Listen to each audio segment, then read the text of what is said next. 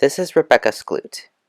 She was born on September 19, 1972 in Springfield, Illinois.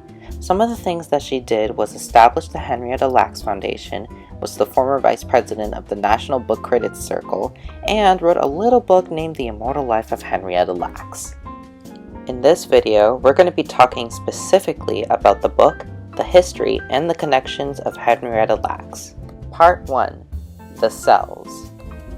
When Henrietta was admitted to Johns Hopkins Hospital for her tumor in 1951, Dr. Lawrence Wharton Jr. took samples of her tumor without Henrietta's knowledge for the creation of an immortal cell line. Once the sample was taken, Mary Kubitschek cultured Henrietta's cells. When the cells started to grow at an irregular rate, George Guy thought he found the cell line and started to distribute them with other scientists. The rest was history. After the HeLa cells were released, the people who benefited scientifically and monetarily were the scientists in medical fields, and the people who benefited medically were the many people that suffered from things like polio, AIDS, and more. That was how all of the shenanigans began. But it leaves us with the question, why did Skloot decide to talk about this? Part 2. Why she wrote this. We can understand it by looking at it as an attempt to get Henrietta's story out into the world. Despite being a white female journalist, she took great care into making sure that this was the Lacks' family story being told from their perspective.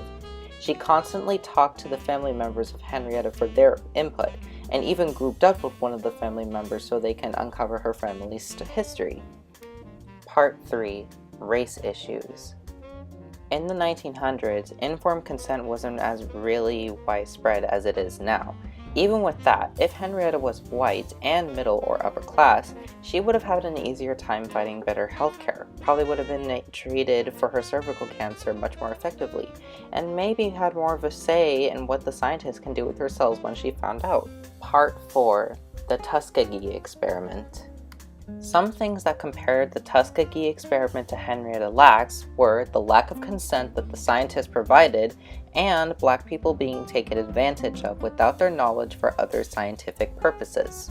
Some things that contrast with the Tuskegee Experiment to Henrietta Lacks is that while the scientists treating Henrietta Lacks were genuinely trying to help her out, the scientists in the Tuskegee Experiment deliberately lied to its subjects, claiming to them that they will provide free health care, but instead providing them placebos and methods that don't work as treatment.